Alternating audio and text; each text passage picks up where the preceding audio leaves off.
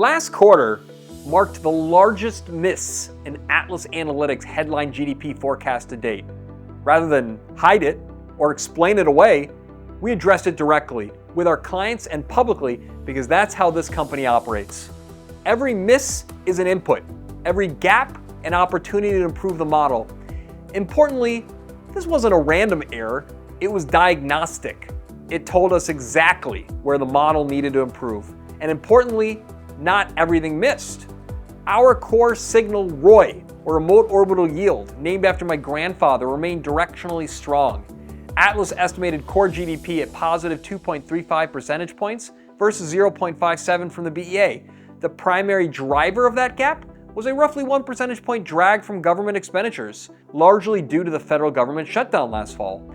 Adjusting for that anomaly brings the figures much closer at nearly 1.6 percentage points, not far from the 2.4 we were predicting. But the real story, the real miss, was net exports. The BEA reported approximately negative 0.2 percentage points. Atlas estimated positive 2.1. That's a gap of over 2 percentage points, and that's where we focused our efforts. Going forward, we're making two key improvements. First, we're enhancing ROI to better account for anomalous macro events like government shutdowns that can distort the signal. Second, we're introducing a new algorithm, JACK, the Joint Algorithm for Containerized Knowledge, named after my other grandfather, Jack Schneider. JACK uses computer vision on satellite imagery to track container activity at major US ports. Roughly 80% of US trade moves via ocean freight, and by monitoring ports like Los Angeles, Long Beach, and Newark, we can measure that trade flow in real time, counting containers, or TEUs, directly from space. We'll be rolling out JACK more fully in Q2 alongside our existing net exports framework, and we will share a dedicated deep dive in next quarter's update.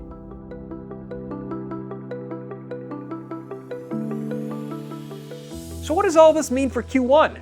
As a gentle reminder, recent quarters have been volatile. Q3 came in at a strong 4.4%, followed by a much weaker Q4 at around 0.5%.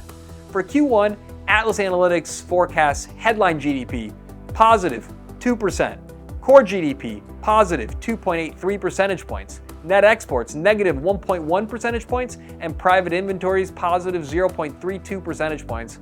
And just as a reminder, within the Atlas framework, core GDP plus net exports plus private inventories equals headline GDP. What we're seeing is a more balanced quarter. Core domestic activity remains solid while net exports act as a drag, exactly the component we are now investing most heavily in improving. Within the quarter, we observed some firming in consumer activity late in the period, which may mean an upward revision this quarter in the second and third release. For context, our estimate sits broadly in line with other real-time estimates, such as the Atlanta Fed's GDP Now model, which forecasts GDP at 1.3%, although our approach differs in that we're measuring activity directly from satellite data rather than relying on high-frequency proxies.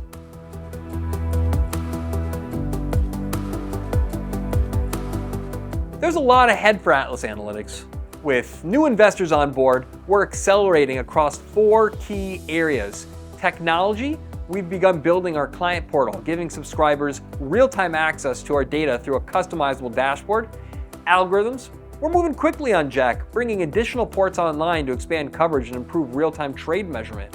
Intellectual property, we now have multiple patents in progress through our council, strengthening our long-term defensibility. And team, we've grown to 3 full-time team members with additional talent, including a Harvard intern, joining this summer.